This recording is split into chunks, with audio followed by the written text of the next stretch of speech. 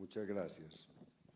Bueno, en primer término, estoy muy complacido y muy honrado con esta invitación porque es una cosa que uno se soñaba desde hace mucho tiempo, porque cuando yo estaba más muchacho no había posibilidad de interactuar con los escritores.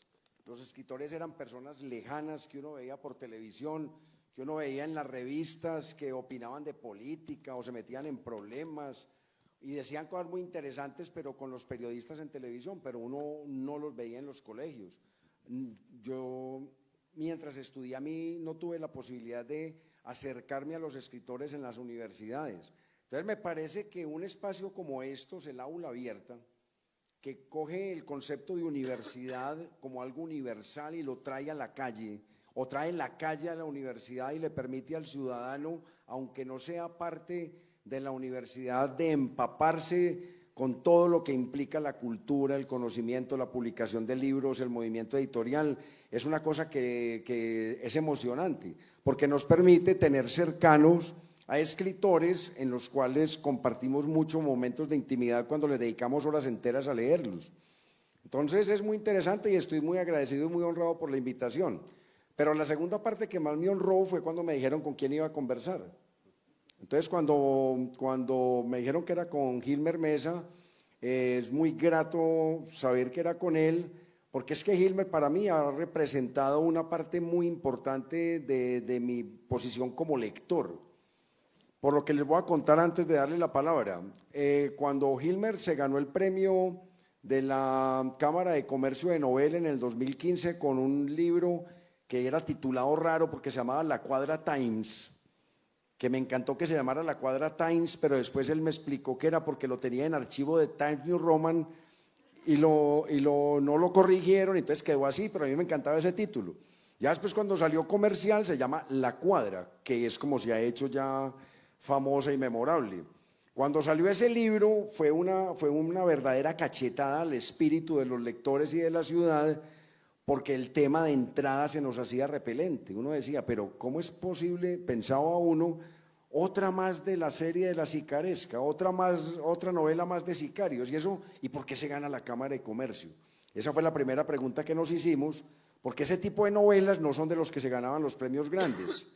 Ya cuando leímos la novela, cuando nos hicimos la inmersión en ese portento, porque esa novela es un portento, descubrimos que ahí había otra cosa que no habíamos entendido, que no era una novela de sicarios. O sea, había sicarios, por supuesto, que interactuaban con una ciudad que era como un remolino, pero era una voz distinta. Y lo que apareció fue en una novela que tenía un tema que de pronto se podía compartir o no, era que había un tratamiento absolutamente humano, absolutamente genuino y lo más importante, auténtico, desde adentro. Entonces uno vio, o por lo menos me pasó a mí en las primeras conversaciones que tuve, cuando uno empieza a conversar con los amigos de libros, porque acuerde, como decía García Márquez sobre la música, que muchas veces mejor que la literatura es hablar de literatura. Entonces nos sentábamos a hablar de literatura y Gilmer estaba siempre presente en la conversación. Gilmer todavía no, porque era la novela la que era famosa, ya después él se volvió famoso, pero en ese momento la famosa era la novela, y empezamos a ver que nos decía cosas nuevas sobre un tema viejo, sobre un tema al cual le teníamos cierta pereza porque nos había saturado, pero vimos ese tratamiento y sobre todo ese tratamiento de los personajes, esa autenticidad de ese narrador. Entonces la cogimos con mucha devoción y dijimos, aquí hay un narrador potente y aquí hay una novela potente, y pensamos que había sido un golpe de suerte. Y no faltaba el malpensante que dijera, no, esperemos que salga la segunda, que ahí lo pone en su punto. Señores, lo puso en su punto. Esa segunda novela que salió, que se llamaba Las Travesías, entonces ya muchos de los que nos apegamos al estilo de Gilmer y nos gustó, la leímos con mucho interés. Otros lo leyeron a ver dónde resbalaba, porque eso es un vicio nacional. Pero cuando leímos esa propuesta que había ahí en Travesías, descubrimos que estábamos sentados ante un verdadero narrador.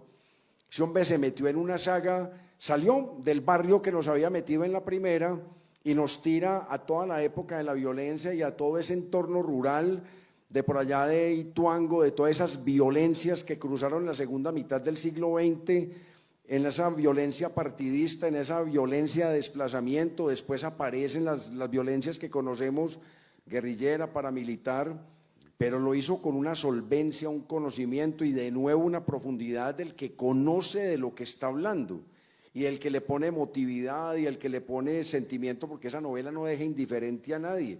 Una amiga mía decía que para leer esa novela había que tomarse un omeprazol antes de sentarse a leerla, porque esa novela es fuerte, esa novela sacude.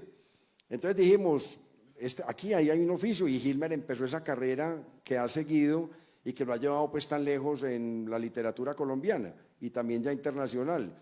Entonces dijeron, no, esperemos a ver esperemos a ver con qué sale. Y salió con Aranjuez y vuelve y nos lleva otra vez al barrio y nos muestra ese conocimiento que tiene de narrar su propia casa, como decía alguien, narrar su aldea para volverse universal, y nos cuenta hasta el último rincón de Aranjuez, pero con otra óptica. Hay algo de picaresca, hay algo de juego, también están las miserias humanas muy bien narradas, y otra vez volvimos a sentir eso de lo cercano como el narrador sabe, demuestra que está dentro, que no está improvisando, que no le está dando razones de nadie, que no está hablando de oídas, sino que sabe exactamente lo que está narrando. Eso fue un suceso de ventas, había que hacerle fila para entrar pues allá a los lanzamientos en las ferias del libro, no solamente de Medellín, sino de Bogotá. Y después llega el cuarto golpe de suerte, nos trae Los espantos de mamá. Y uno dice, no, este man sí sabe. Definitivamente este man sí sabe, porque entonces ya coge una parte que no conocíamos de esa realidad tan dura que había en Aranjuez, donde allí estaba la banda, donde allí estaba el jíbaro, donde allí estaba el gamín, donde allí estaban los huerfanitos, donde allí estaban las viudas. No, ya nos mete en otra cosa también impresionante, porque descubre que el barrio se puede contar desde otra perspectiva. Y aquí nos lo está contando casi que desde lo fantasmagórico, desde la oralidad. Pero me sorprendió una cosa que le decía yo ahorita, me sorprendió que eso está lleno de historias de amor. Entonces charlando se vuelve una novela de amor, y yo no había. Demostrando que conoce todos los entresijos del barrio, conoce hasta el último rincón de cada casa, conoce los personajes, y fuera de eso es un narrador potente. Aquí hay unas historias de amor que después vamos a profundizar un poquitico si el tiempo nos da, donde Hilmer demuestra su oficio, donde Hilmer demuestra su autenticidad, su consagración al oficio de escribir, porque ya no es un azar, ya no es un hombre de suerte que simplemente le saltó pues la buena fortuna y es un suertudo, no, es un señor de oficio que fuera de eso se ha ganado el espacio natural y propio en la literatura colombiana. Tiene mucho que contarnos, nos permite profundizar demasiado en el conocimiento que él tiene de ese espacio de la ciudad que es el barrio, en este caso específico, que él todavía no se ha salido de allí, pero cuando se ha sabido salir ha vuelto y ha venido engrandecido. Entonces me place mucho, y yo creo que ya ocupé demasiado del tema, pero me place mucho tenerlo aquí, porque es un honor tenerlo, y quiero que nos cuente el Hilmer que tenemos hoy, que ya tiene toda una trayectoria literaria, que tiene 4 grandes novelas que realmente están posicionadas. Cuando Hilmer la primera vez quiso escribir, quiso contarse cosas a sí mismo primero y después al otro, ¿cómo fue ese proyecto? ¿Cómo fue tu inquietud de todo lo que habías vivido, ya empezarlo a poner en el papel? Bien, primero buenas tardes. Qué bacano estar por aquí, cae que no llego, pero lo logré. Bueno, también me disculpo que estoy como muy agripado porque vengo como de un viaje y llegué todo tirado, porque había un aire acondicionado donde estaba dando la charla más pesado que el de aquí, y eso ya es mucho que decir. Yo venía con calor y aquí ya tengo frío. Y además, después de la introducción de Emilio, yo creo que queda poco que decir. Creo que ya abramos espacio para las preguntas. Que además es una introducción muy generosa, porque Emilio es una persona muy buen lector, muy buen amigo y muy generoso, por supuesto. Que además, pues ya que empezamos echándonos flores, nomás estaba hablando ahorita con Juana, yo nunca he sabido cómo vos sos capaz de hacer rendir el tiempo, para ser médico, ginecobstetra y tener 50 libros. Yo digo, este man ya es un caso extraño.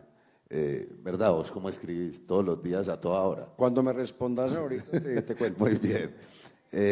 Listo. Y entonces ahora sí, pues como entrando en la pregunta, bueno, yo digamos que dentro de los arcos de vida que uno conoce de los escritores y tal, yo soy atípico porque yo de hecho no tuve contacto con los libros sino hasta estar ya grande, hasta los 19 o 20 años. Yo no leí nada en el colegio, nada de lo que me ponían me gustaba.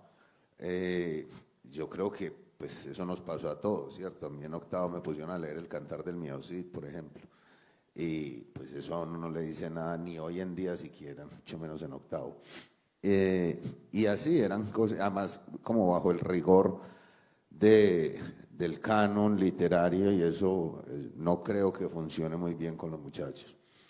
Salí de ahí porque estaba jugando basquetbol, terminé, fue estudiando ingeniería química, estuve ahí como 5 semestres y después me salí y por cuestiones del azar, supongo, terminé estudiando filosofía y ahí fue donde entendí varias cosas que no sabía y ya tenía 19 años. Y una era que la literatura era muy bacana. Y fue gracias incluso a los compañeros de clase que tuve que me mostraron autores que yo nunca había ni siquiera oído mentar. Julio Ramón Ribeiro, recuerdo, Cortázar, por supuesto, Eduardo Galeano. Y ahí fue que empecé como a vincularme con cierto tipo de literatura que me gustaba y también con una vaina, y era que estos compañeros míos sí tenían como un bagaje teso y llevaban mucho tiempo leyendo, y entonces a mí me daba como pena estar con ellos ahí en la cafetería sin tener tema. Entonces, de todo lo que ellos hablaban, yo iba ahí mismo y buscaba en la biblioteca y prestaba a ver qué podía leer. Y así me fui aficionando muchísimo a la literatura y me volví un lector desde esa época hasta ahora muy prolífico, pero muy desordenado. Yo leía era lo que me cayera en las manos. ¿Y esas primeras lecturas cuáles fueron? Porque no habías leído y empezaste a leer. Lo que ellos me iban o lo que yo escuchaba que a ellos les parecía bacano. Sobre todo, ¿quién fue uno así que fue muy, muy importante para mí? Fue Cortázar, los cuentos de Cortázar. Yo nunca había leído cuentos de ese tenor. Por ejemplo, recuerdo mucho uno que era El Río, que empiezan como, o que se combinan esas dos esferas de la realidad y el sueño. Entonces sueña con una mujer que está ahogándose en un río, después encuentra a la mujer ahogada. O La noche boca arriba, o El perseguidor, Circe. Entonces todos esos cuentos de Cortázar me parecían increíbles. También recuerdo mucho de esa primera etapa a García Márquez, que uno lo tiene ahí como, o yo sabía por supuesto quién era, pero nunca lo había leído. Y entonces leí también algunos cuentos, recuerdo mucho, En este pueblo no hay ladrones, que era una historia magnífica, era un pueblo donde no pasaba nada y la única diversión era un billar y un man se roba las bolas del billar y jodió al pueblo. ¿Cierto? Es un cuento tremendo. Y después los de 12 cuentos peregrinos, yo solo vine a hablar por teléfono, que también me pareció una cosa increíble. Y así, algunos, incluso del que se va a volver el gran referente mío en la vida, que es Juan Rulfo, recuerdo haber leído Lubina y quedar muy descrestado con ese cuento, y con Macario. Y bueno, ya después con todo el Llano en Llamas, y justo por esos días también empecé a leer a Eduardo Galeano, y se creó también como una sensación de que es necesario haber conocido todas estas cosas desde antes, pero bueno. Entonces llegué tarde a esos libros, pero como te digo, yo leía lo que me cayera en las manos, ¿cierto? Lo que fuera, y desordenadamente. Yo intenté leer Heidegger mucho antes de haber leído a Platón, por ejemplo, o Aristóteles, que es con lo que uno empieza, pero la materia que estaba viendo, que era lectura de textos filosóficos, me pusieron a leer a Heidegger sin yo tener la más mínima idea de qué era la filosofía. Entonces leía lo que me fuera entrando. Y así estuve muchos años hasta que llega un momento que supongo yo le pasa a todos, que después de que uno se aficiona y empieza a consumir mucho una cosa, cree que es capaz de hacerla. Y ahí empecé como a intentar escribir sin sin disciplina, sin nada, simplemente como emulando un poco, o imitando más bien a lo que uno había leído. Y encontré una cosa que es la que me hace quedarme hasta hoy en el ejercicio de la escritura, y es que entre la hoja en blanco y yo había una intimidad que yo no sentía con nadie más, que yo no era capaz y que no había tenido nunca con ella, que había cosas que yo era capaz de escribir que no era capaz de hablar con nadie. Y esa sensación de libertad y de intimidad que me dio ese ejercicio es la que conservo hasta ahora todavía y es la que me hace seguir escribiendo. Pero pues en realidad sí, fue como un encuentro tardío, aunque después, haciendo como análisis de qué fue lo que pasó, yo creo que yo llegué muy tarde a los libros, pero muy temprano a las historias, porque yo me crié en un barrio popular en donde a falta de mejor cosa que hacer nos contamos historias todo el tiempo, o chismes al menos. Y yo era muy fanático de escuchar que me contaran cosas. Además, mi papá y mi mamá también todo el tiempo nos estaban contando historias de sus infancias, de sus pueblos, de cómo se encontraron. Y además llega la música. Yo tendría unos 10 años cuando me di cuenta en serio de que era la música, y llega en especial la salsa a mi vida. Y la música que llegaba y que más me gustaba era la que contaba historias. Entonces, si bien llegué muy tarde a los libros, sí traía ya un bagaje de escuchar y de que me gustaran las historias y de que me contaran historias. El libro gana el concurso en el 2015, La Cuadra. Vos lo escribiste más o menos de qué año a qué año, pero tirándonos antes, ¿las primeras historias eran barriales o tratabas de imitar a los autores que habías leído? Espere que tengo gripe. No hay nota, que es lo importante. Qué pena, pero es peor uno estar aquí moqueando. No, yo escribía como de lo que fuera. Recuerdo mucho el primer cuento, bueno, si eso lo pudiera llamar cuento, como el primer relato que tuve, y fue un cuento que se llama El hombre que quiso ser y no pudo, y era un tendero de Aranjuez, pues bueno, por ese lado sería barrial, pero era que yo había acabado de leer el Fausto de Goethe, y se me ocurrió que un man le vendiera el alma al diablo, ¿cierto? Pues le trocara el alma al diablo por fama y fortuna. Y el man hace como todo el recorrido, estudia santería, después estudia la cábala negra, estudia todo lo que yo había leído, y logra una entrevista con Astarot, que es como uno de los lugartenientes de Satanás. Y Astarot se queda pillándole y le dice: todo el mundo puede venderle el alma al diablo menos usted. Y el man le dice: ¿por qué? Y le dice: porque usted es el diablo. ¿Sí, okay? Ese fue como el primer cuento. ¿De qué año estamos hablando más o menos? Uy, yo tendría... O sea, con La Cuadra, ¿qué relación tienes en tiempo? No, es que...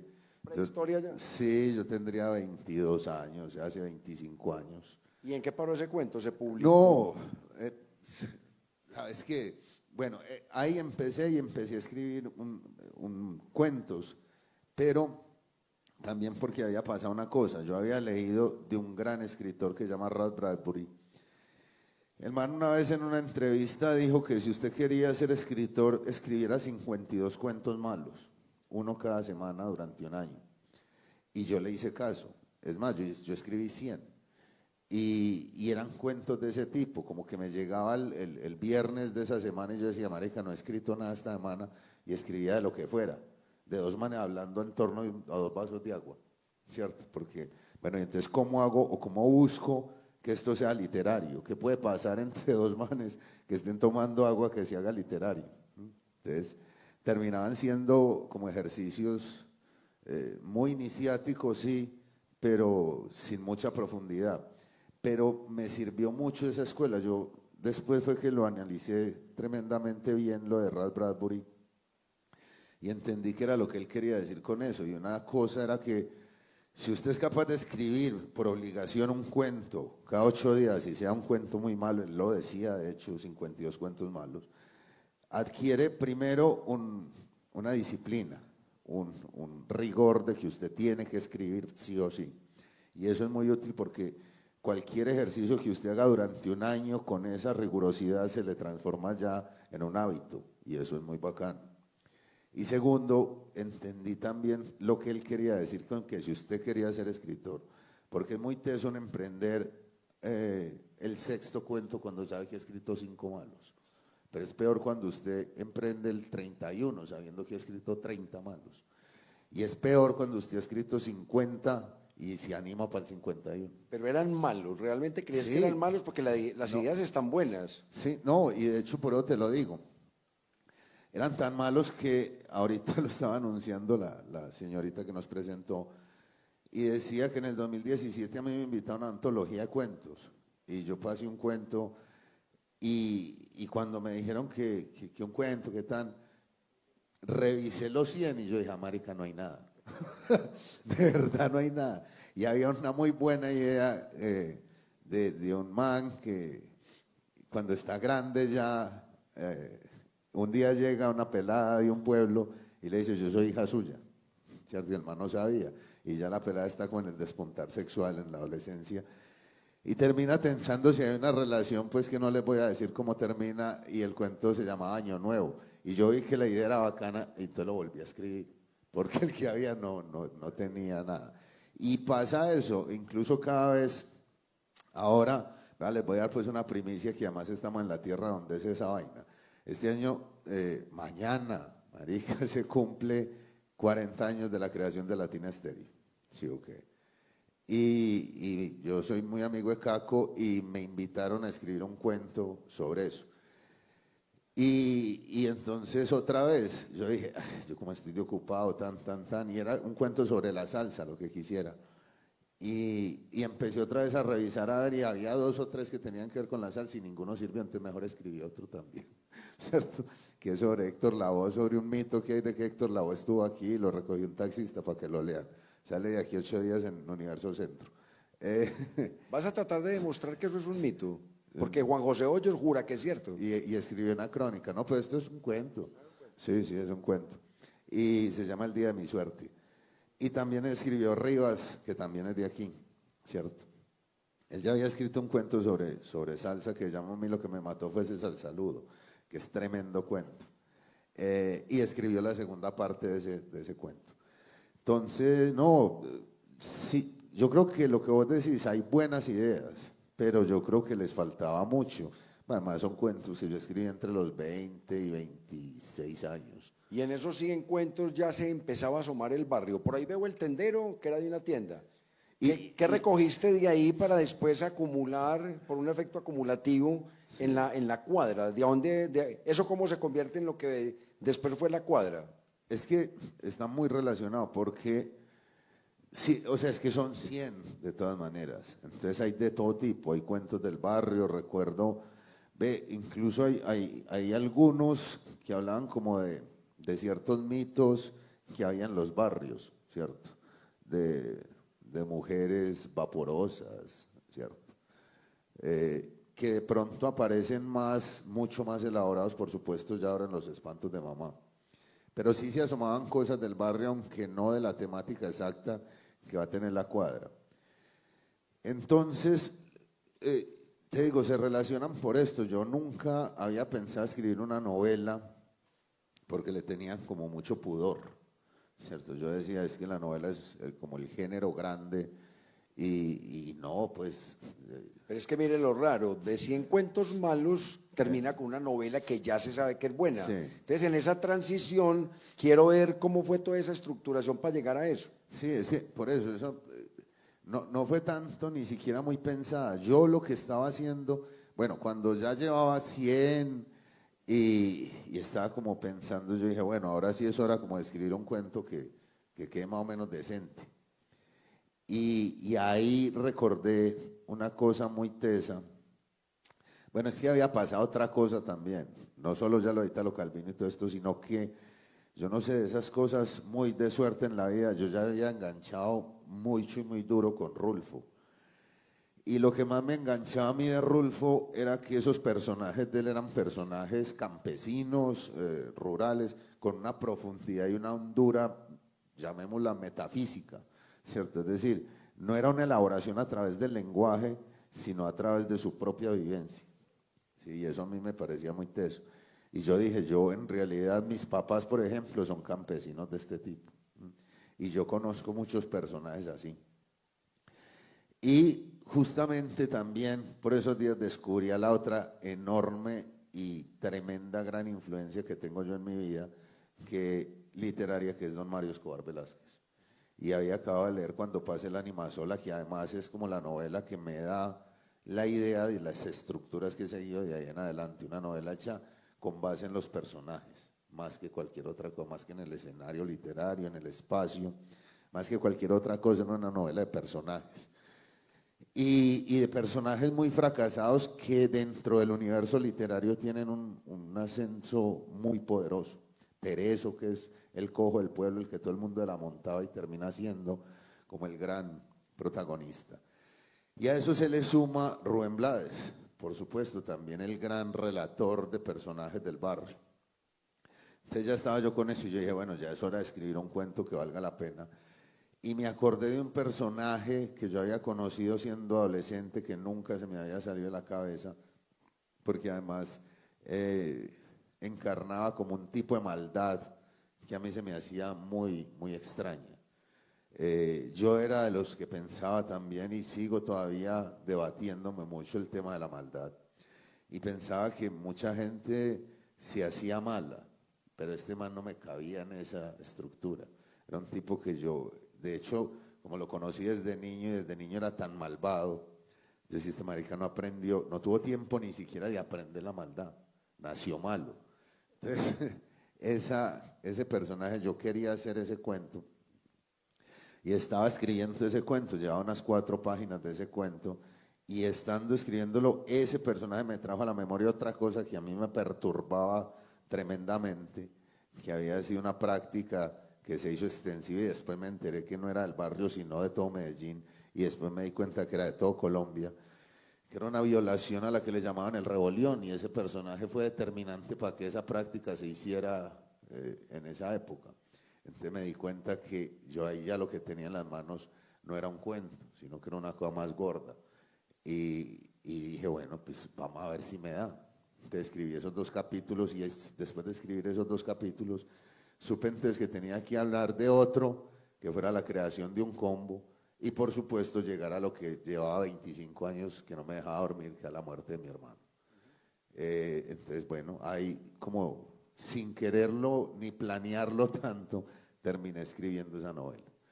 Sin ninguna pretensión tampoco, de hecho ya el que la haya publicado, si haya hecho ganadora del premio, fueron cosas que yo no tenía premeditadas, que nunca pensé, yo ni siquiera sabía que había concursos, y que haya pasado, pues por supuesto me hace muy alegre, pero no, yo la escribí porque tenía un montón de vainas sin tramitar y las tramité a través de la literatura.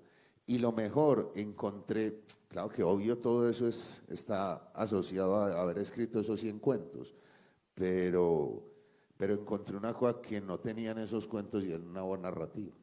Era una voz Una narrativa. voz narrativa. Sí, los 100 cuentos permitieron más o menos un calentamiento mental y del carpo. Fuiste encontrando la voz, se te apareció tremendo barrio, tuviste la visión de ir organizando todas esas historias de barrio, y me imagino que salió una primera versión. ¿Cuántas versiones hay entre la primera ya terminada y la que mandaste al concurso que lo ganó? ¿O es muy primaria? No, es que no hay sino una sola versión. Hay una sola versión Sí, en la cuadra. sí, la que ganó.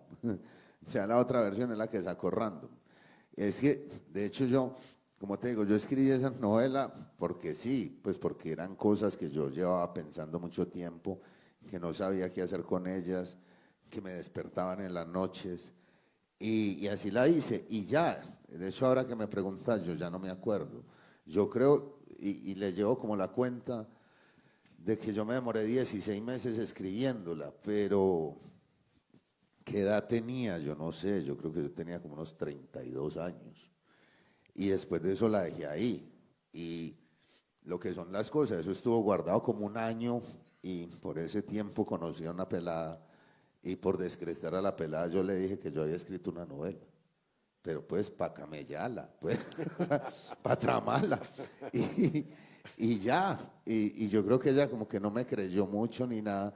Yo he aplicado esa técnica, a mí no me ha funcionado. Sí, no, yo también, pero yo después me la pillé y aunque en todos los libros le agradezco a ella y estoy muy agradecido, yo creo que ella me estaba probando porque por ahí como al mes de estar saliendo, yo ya le había mencionado como 2 o 3 veces, que tengo una novela, y nunca se ofreció, yo te la leo, no nada. Como al mes o 2 meses me dices que ve, hay un concurso de la novela. Y yo creo que es donde te digo que me estaba probando, porque me dijo, ¿por qué no manda su novela? Yo, pues bueno, ¿qué hay que hacer? Y ella fue la que me hizo toda la vuelta, porque yo cuando eso estaba trabajando tiempo completo en el SENA y tenía cátedra en Bolivariana, entonces trabajaba todo el día, todos los días. Entonces ella me dijo, no, yo se la llevo. Y yo, ah, bueno, listo. Y ahí fue que pasó lo del Times. Porque cuando ella fue a entregar eso, cuando eso todavía se entregaban es que en CDs, weón, uno tenía que llevar el CD y ella lo fue a entregar, lo revisaron y eso estaba escrito como en Calibrí o en Arial. Y entonces le dijeron que eso tenía que grabarlo en Times New Roman. Entonces yo en un computador del SENA me metí al archivo y lo cambié y le puse la cuadra Times. Y a ella le entregaron el CD que tuvo que grabar en el centro de una papelera y escribió la cuadra Times, como le llegó el archivo. Y por eso se ganó el premio llamándose la cuadra Times, realmente. Un titulazo. ¿Cierto? Y resultó que ganó, pero yo en serio, yo ni sabía que había concursos, yo no conocía a nadie en el mundo editorial y mucho menos sabía que quizás el concurso más importante que hay en Colombia de novela es el de la Cámara de Comercio. Nada. Para que vea qué tan desprolijo era eso, pues yo terminé con esta pelada, a mí se me olvidó la novela, es un concurso bianual. Y como al otro año, o sea, pasó ese año y el otro año yo ya vivía solo y me fui para donde mi mamá a almorzar y me llegó una carta de la Cámara de Comercio. Y yo cuando tuve 20 años tuve un bar, que Juanita lo conoció, y yo decía, marica, ¿qué me estarán cobrando? Porque uno pagaba Cámara de Comercio y a un amigo dejó de pagar como 10 años, era un plata, y yo dije, puta, me embalé. Cuando vi, era que yo era finalista de un concurso. Ahí me acordé de esta pelada, de la novela, de todo, pero eso estaba quieto. Y fue tanta el descuido que había que llamar, y yo llamé porque, como les digo, yo trabajaba muchas horas al día, y me tocaba pedir permiso, y pedir permiso en el SENA era muy complicado. Entonces, yo lo primero que les pregunté fue, venga, ¿y cuántos son los finalistas? Pues porque de pronto era un concurso que son 50 finalistas para llenar un teatro, y yo que iba a ir, pues, ¿cierto? Y nada, y ellos empecinados que fuera. Entonces, y que tenía que llevar un acompañante y que fuera. Entonces yo le dije a mi mamá, ¿vamos o qué? Y me dijo, ¿qué día es? Y le dije yo, el 4 de octubre, me acuerdo. Me dice que ese día que es la fiesta de Flamingo. Y entonces le dije yo, no, entonces no vamos. Me dice que no, vamos pues. Y me fui con mi mamá. No, es que todo, y además mi mamá muy figura. Pues mi mamá ni siquiera sabía que yo escribía. Yo tampoco. Y entramos allá y entonces presentan el premio, que es un premio de novela y cuento. Y dice, es que el ganador del cuento, 18 millones. El ganador de novela, 30 millones. Me dice mi mamá, es que, mijo, ¿qué fue lo que usted escribió? Y le dije yo, mal, una novela. Y me dijo, ese es el bueno. Y resultó que me lo gané. Y sí, y me lo gané. Y uno de los jurados era Santiago Gamboa. Y él fue el que me dijo, yo te voy a llevar a Penguin Random House, que, por eso te digo, yo no conocía nada. Tanto así que yo dije, ¿qué piratada será eso? Y me di cuenta porque para mí, por ejemplo, era muy teso Alfaguara, pero yo no sabía que Alfaguara hacía parte de Penguin Random House. Y cuando yo, entonces, claro, me fui para la casa Tintín y vi que era Penguin Random House, yo, marica, la editorial más poderosa del mundo. Y yo, bueno. Entonces, todo fue pasando así, pero yo no tenía premeditado eso. Pero te digo, yo llegué como distinto. De hecho, Santiago después me dijo algo que me suena bien. Me dijo, hermano, es que usted con la literatura le pasó como si usted jugando fútbol debutara en el Barcelona. ¿Sí o qué? Sin pasar por el Medellín y el Nacional. Fue directamente al Barcelona y se mantuvo. Pero es que hay una especie de revelación ahí porque es muy atípico. Es muy atípico que una novela en una primera versión, con todo lo descuidado y azaroso que puede ser una primera versión, lleguemos a un descubrimiento de una novela que en realidad es poderosa. Ahora, la novela, ¿por qué se caracteriza en general? Por la fuerza de los personajes. Y los personajes de esa novela son, yo creo que muchos de aquí la hemos leído, son muy impresionantes, son personajes absolutamente constituidos que duelen, que sacuden. Y fuera de eso están metidos en las historias más aterradoras, porque son historias que no dejan indiferente a nadie. Entonces la fuerza de esta novela La Cuadra es unos personajes muy fuertes con unas historias muy poderosas. En ese primer momento al lenguaje no se le exige mucho, aunque es bueno, es un lenguaje muy eficaz, es un lenguaje muy adecuado. Uno lo diluye por ser barrio y por el tema que uno podría pensar que se admite cierto descuido. Sin embargo, el tema no es descuidado. Pero entonces de ahí, mientras tanto, había un universo que, si el universo del barrio te rodeaba, había todo un universo que ocupaba toda esa constelación de la familia tuya, que fue el que después apareció en Las Travesías. ¿Cómo se fue configurando eso y eso cómo se volvió esa novela, que en mi concepto es mucho más literaria que la anterior?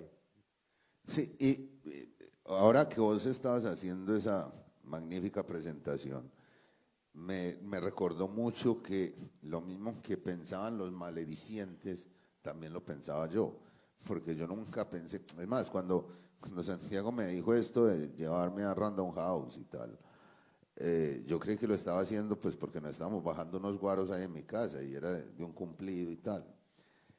Pero después que me llaman al mes de Random, la compran, tan, y pasa lo que pasa con esa novela que empieza todo el mundo a leerla y todo el mundo como encantado con ella y tal. Claro, llega un momento en que mi editor me dice, bueno, ¿y qué sigue? Y yo venía preguntándome eso hace un tiempo y yo, marica, ¿de qué más voy a hablar? Y otra cosa, yo también pensaba lo mismo que vos decís de los maledicientes. Yo, ¿sería que yo tuve un chispazo? Yo sí seré que soy escritor. Nada. ¿Ya habías estudiado literatura? ¿Ya Sí, habías no, estudiado pues, la maestría? no, la maestría no. Es que yo de hecho tampoco iba a estudiar la maestría. Yo estudié la maestría porque me dieron una beca para que pudiera dar clase en la maestría. Porque yo ya estaba dando clase y resulta que uno no podía dar clase en un nivel superior del que uno ya tenía. ¿Sí o qué? Entonces yo con pregrado ya había dado un seminario en la maestría. Pero para el siguiente semestre ellos fueron los que me ofrecieron, me dijeron, y yo no tengo plata. Y me dijeron, no, nosotros lo becamos pues, y yo, bueno, hágale pues. Entonces ahí sí estudié la maestría y de hecho pues yo validé como 5 materias y tampoco hice toda la investigación porque les entregué un libro al final. Entonces, bueno, no, yo no, y eso fue hace muy poco que yo estudié la maestría. Yo me gradué de la maestría en 2021.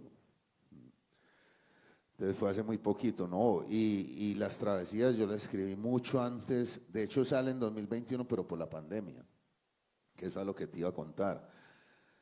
Yo tenía todas las dudas del mundo, pero sí tuve claro una cosa, es más, yo ya había pensado en lo que después se va a convertir en Aranjuez, ¿sí o qué? Yo quería, porque si bien con La Cuadra pasó lo que pasó, había como un retorno que a mí no me gustaba mucho, que aunque todo el mundo decía que estaba muy bien escrita, que era otra visión y tal, me parecía que también la gente lo que estaba diciendo, o yo estaba contribuyendo de alguna manera con esa novela a dar la idea de que todos los que vivíamos en los barrios populares, el 95% de la gente éramos bandidos.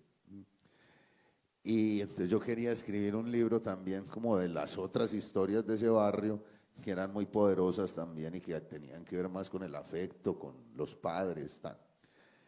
Pero también como todas esas dudas me asaltaban, yo decía, yo no voy a escribir una novela sobre el barrio, me voy a ir incluso a todo lo contrario, va a ser una novela rural, va a ser una novela en donde también lo que vos decís, en donde me pruebe pues todos las herramientas que tengo bajo la manga de la literatura que creo que se debía hacer así.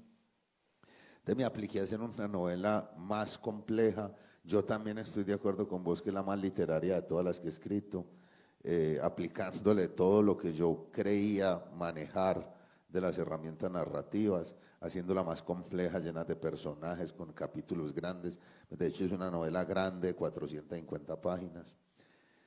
Entonces, escribo esa novela y lo que son las ¿Cuánto cosas. te demoraste en ese proceso?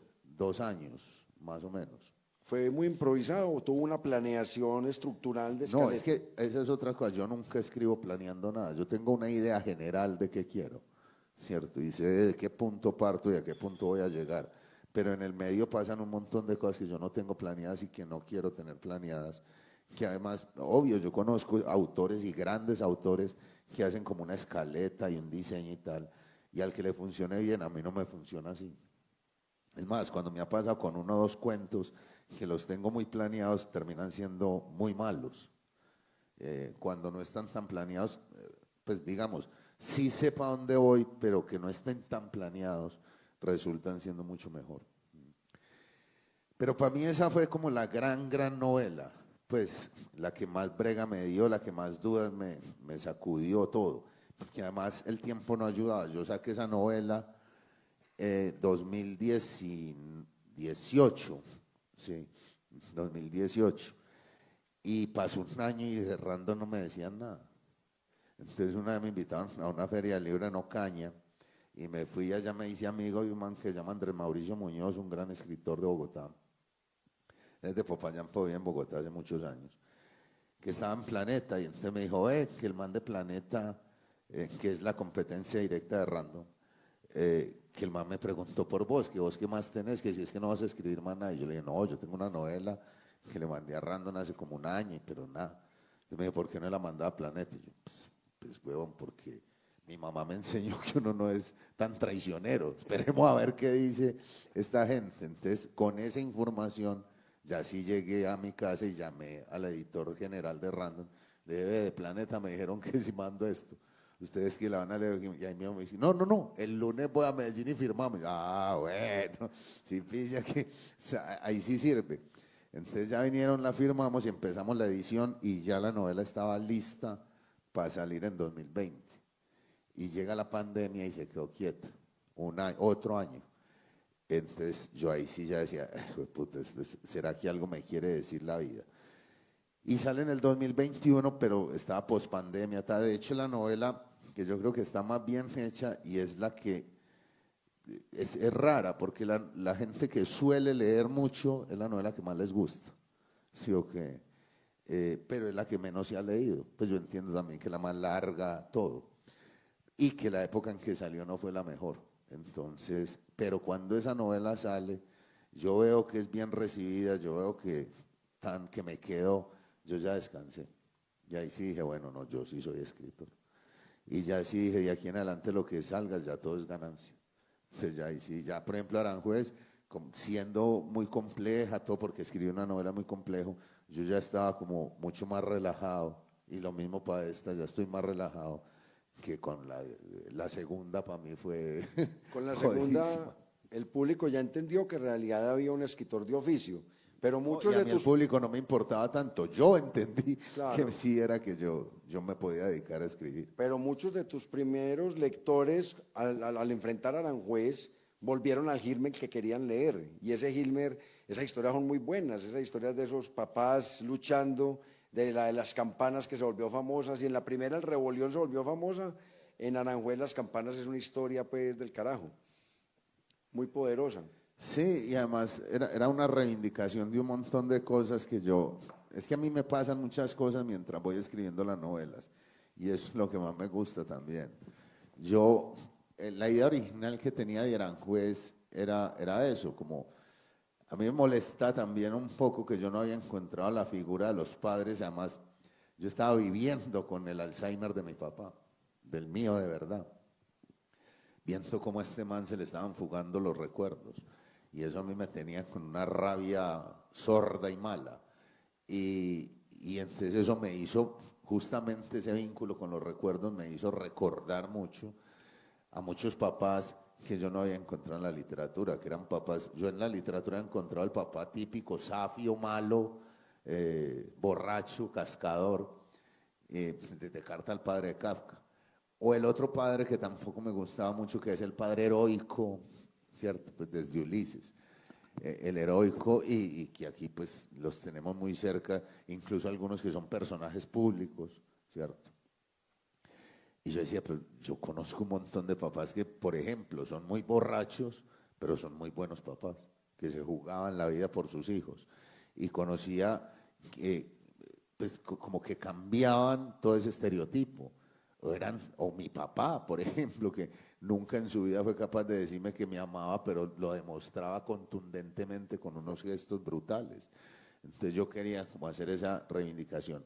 Y justo escribiendo esa novela pasa lo del Alzheimer de mi papá, pues que ya sí se volvió ya como la etapa más oscura. Entonces ahí sí ya acabé de completar una novela como yo la quería y terminó dictándome como la misma circunstancia de mi vida de que iba a ser esa novela que terminó siendo una novela de los papás. Sí, porque uno percibe a través de la obra tuya que más allá de contar una historia, más allá de pintar un personaje, hay una vivencia muy emotiva. Hay una evidencia emotiva con el vecino, con la mamá, con los hermanos, con los primos, con los compañeros que crecen, con los que mueren, y es genuina. Uno ve que destila mucho sentimiento. De hecho, cuando yo definía esto como una novela de amor incluso, de amor fantasmagórico, está lleno de fantasmas por todos lados porque el título no nos engaña, Los espantos de mamá, y todo eso está lleno de muertos, pero está lleno de amor.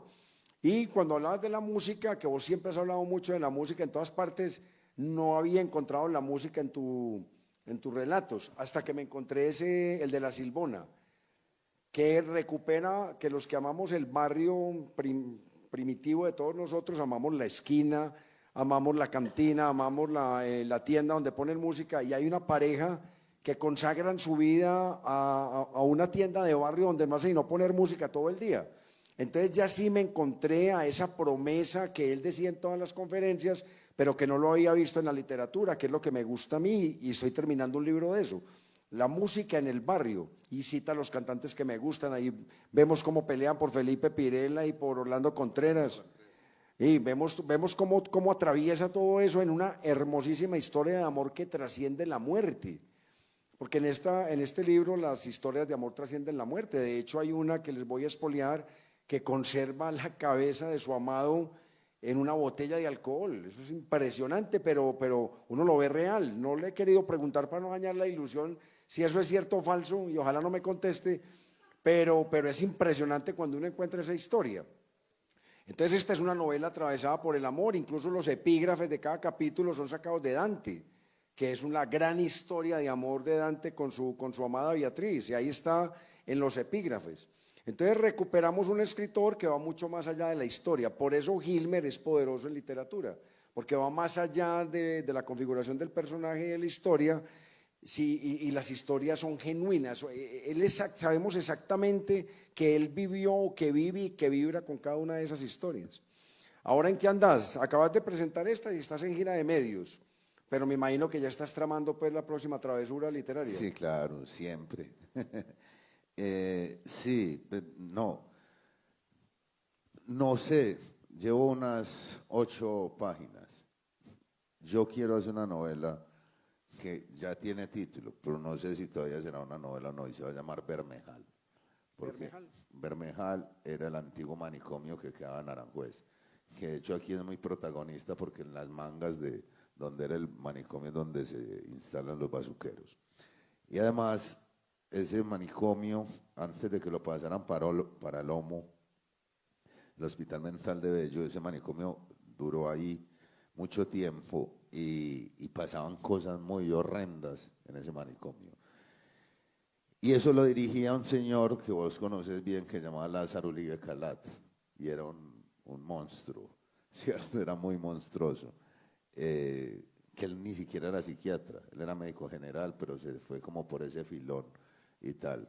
Y después hizo unas trampas muy tesas porque dijo que cuando tuvo que dejar la dirección se volvió asesor de salud del manicomio y puso un reglamento que para poder ser asesor tenía que ser médico, tener más de 60 años y haber dirigido un manicomio Todo 25 años. Todo para mí. O sea, se nombró él mismo. Y la gente le tenía pánico y le decían el doctor Uribe. Sí, okay. Entonces yo dije, es un papayazo. ¿Sí? ¿Cómo no? Sin maldad, doctor sí, Uribe. Sí, entonces yo ahí lo estoy haciendo. Sobre todo porque hay un personaje que a mí me llama poderosamente la atención, que también es de Aranjuez y que también es un personaje increíble, que es Tartarín Moreira, Libardo Parra Toro. Parra Toro, ¿cierto? compositor, detective. Compositor, sobre todo por eso. Él era compositor y poeta, era del Club de los 13 Panidas, habitante vieja guardia de Guayaquil y de Lovaina, y el primer detective privado que hay en Medellín. Que ser detective era pues perseguir las mozas de los maridos de las señoras, ¿cierto? Entonces, Ay, esa historia vas a explorarla al doctor Lázaro, vas a explorar a Tartarín. Ahí sí, también estuvo Epifanio Mejía. ahí estuvo Epifanio Mejía, Ah, no, eso es pero una promesa maravillosa. sí, entonces, sí, se va a llamar Bermeja y va a estar ubicado ahí, ya creo que como en 2 tiempos, ya después vamos a ver si sí queda. Porque en esta novela, el primer capítulo, uno ve esa sombra gigante de ese edificio derruido allá, que tuvo unos años de esplendor y de tragedia, porque eso allá es una cosa horrible, como nos vas a contar en la novela, pero ya estaba caído y comido por la manga y lleno de bazuqueros y lleno de luces que prendían y Es apagaban. que eso es lo teso, pues porque, o sea, como que un espacio que siempre estuvo maldito, porque pues eso era, le decían Bermejal porque eso era lleno de barro y eso era deshabitado incluso para los mismos dueños de esas fincas. Cuando ya lo habitaron va a ser a través del manicomio. Entonces, pues las cosas que pasaron allá y tal. Y después se va al manicomio Pabello y eso quedó ahí una manga muy jodida que yo recuerdo todavía hasta mi época que mi mamá nos tenía vetados. O sea, usted no podía llegar ni pisar siquiera mangas, porque allá se mantenían a los bazuqueros fumando bazuco, como cuento ahí. Sí, sí, sí. Hasta que eso lo va a coger con fama y ya hoy en día es el Confama. Pero ahora la biblioteca de Aranjuez, de Confama Aranjuez, que además es hermosísima para que vayan, está en donde restauraron el manicomio. Y es muy bonita, pero también siguen espantando. Entonces, es bien bacana, pero en serio y de verdad, a mí no, pero esas sí que tienen historias de espantos. Entonces, no va a ser una novela de espantos, yo ya los espantos los liquidé aquí, pero es una cosa de otra más tesa, que son espantos peores, ¿cierto? Que los tenemos Pero hoy en día. muy importante la forma como Hilmer se va apoderando de todo ese espacio literario del barrio y lo va copando. Pero no es gastando los temas, es profundizándolos. Mire que tiene una historia de un manicomio que yo creo que si la exploras hasta donde llega va a ser hasta más gruesa que las travesías. ¿Cómo tendrá de historias? ¿Y cuál es Sí, tu investigación? ¿Cómo llegas a los temas? ¿Tenés viejito en el barrio? ¿Dónde consultas? ¿Qué haces con no, eso? no, y eso es muy bacano, que es lo que yo les digo. Yo creo que cuando uno tiene los ojos y las orejas dispuestas, todo le va sirviendo. Entonces, pille, por ejemplo, ahorita ya que vos les hiciste el spoiler, yo trabajé un tiempo en el Urabá y estuve cerquita de gente a la que le mataron familiares y les mocharon la cabeza. Y algunos incluso vieron cómo jugaban fútbol con ella. Y después yo estuve cercano a la Comisión de la Verdad, de hecho escribí un tomo para la Comisión de la Verdad, que es el tomo sobre la resiliencia. Y leí muchas cosas de lo que había pasado y leí esas vainas de la cabeza y tal. Entonces cuando estaba escribiendo esto, yo, por alguna señora que conocí un día, yo desvirtué un poco pues la historia, la cambié, pero ella decía que fue muy teso en la cabeza de su marido, que a ella le daban ganas de hablar con su marido. Entonces yo sabía que iba a ser un personaje de una mujer que se enloquece de dolor porque le matan a su amor y quiere y debe y decide mantener la cabeza de él para hablar con él. Y estaba yo y yo, güey, putino, ¿cómo mantiene una cabeza sin que le pudra? ¿Sí o qué? Y por esos días empecé a trabajar en el museo del ITM, yo trabajo allá. Y ese museo es una maravilla porque ese era el museo de los curas lasallistas del padre del colegio de San José. Y ellos se mudaron para otro lado y dejaron allá toda esa colección y el ITM ya ahora es el que maneja eso. Y Lázaro, que Lázaro es el director del museo, otro Lázaro, este sí es Lázaro el bueno, es un man muy teso, pero todos los que trabajan allá estamos muy locos, porque además en serio. O sea, imagina que la curadora es doctorada en murciélagos, Sí, de verdad, o sea, son de una especificidad que uno dice, marica, esta gente, sí, o que hay otra que es doctora en abejas, y por allá como en Londres, no sé. O sea, todos son re locos como con los bichos. Entonces una vez me mostraron como el archivo de los curas, de los hermanos, yo no curas, de los hermanos lasallistas, que cómo hacían las muestras y tal, y ellos tienen unos frascos ya hoy en día con una sustancia que es como un formol, creo yo, o algo así. Y yo le decía, venga, y es que esta gente embalsamaba así. Y Dani, que es la curadora del museo, me decía, no, no, ¿saben qué mantenían estos los animales? En brandy. Y yo, ¿qué? Y entonces le dije yo, ve, suponiendo que yo tuviera una cabeza, digo que, ¿cómo hago yo para que una cabeza no se pudra, se podría en brandy? Me dice, sí. Digo yo, y un licor más rudo, digamos un licor más artesanal. Me dijo, si tiene esto y esto, sí, y yo pillé, y el biche tenía eso, y melo. Entonces, o sea, me quedó perfecto para el capítulo que yo quería hacer, y a mí no me importaba pues tampoco si científicamente no pegaba, pero en este caso sí, sí se pueden, ya saben también, si quieren conservar una cabeza, ¿cierto?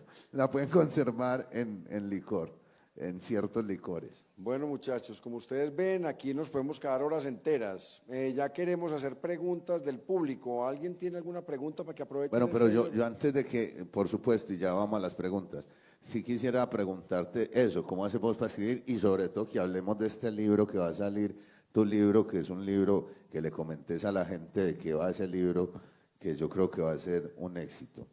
Y también, pues, vos, ¿cómo haces para escribir tanto a lo bien?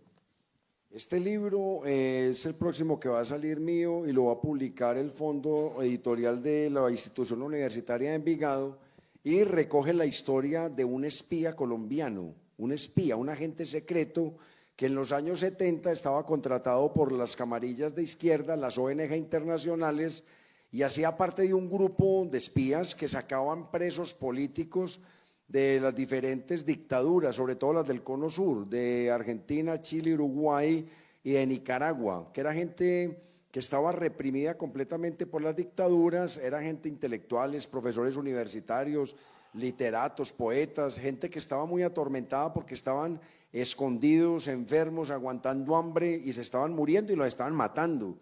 Entonces estas ONG europeas dieron plata y estos espías, este es el testimonio de uno de ellos que es impresionante, y este hizo su trabajo fuerte en Argentina y empezó a sacar presos políticos de allá y nos cuenta la forma como hacía el operativo, y los operativos son asombrosos. Pues mi primera aproximación a la novela cuando estaba haciendo la conversación con el testigo era de asombro. Yo no sabía, pues estaba entendiendo que había una historia literaria muy poderosa y que había un personaje aterrador, pero primero fue sacarle el permiso para que me lo dejara escribir. Y después fue convencerlo porque estábamos tomando trago, porque una conversación de esa no se puede tener sin trago, y a las 2 de la mañana estábamos tan borrachos los dos que se me olvidó la mitad del tema el otro día. Entonces cuando traté de convencerlo que me volviera a contar muchas cosas y me llenara lagunas, ya él no quería, se me pinchó. Cuando él se iba a ir para Europa mucho ya del todo, me llamó y me dijo, le voy a dar 2 sábados para que completemos. Entonces ya llenamos los huecos, llenamos las lagunas y completamos el libro. Y después como a los 10 años que volvió, ya me dijo que no quería que se publicara el libro. Entonces, pero ya el libro estaba en proceso. Entonces, y uno como escritor tiene que tomar decisiones y él ya me había autorizado. Entonces es una historia que cuenta de primera mano las aventuras y desventuras de este señor que empezó como espía. No sé si hay muchos espías colombianos, creo que en la pesquisa que he hecho no encuentro muchos, pero esta es la historia de uno de ellos. Ya después, cuando se acaba toda esa guerra fría con las dictaduras, el hombre ya se incorpora a un grupo guerrillero y se mete en otros problemas distintos, que yo creo que son hasta peores de azarosos que los primeros. Entonces, esta novela da testimonio de eso, la vamos a contar. Yo pienso, le tengo mucha fe porque pienso que es una historia muy poderosa con un personaje muy fuerte. Espero merecer pues la aceptación de los lectores y creo que estoy muy contento con esta producción.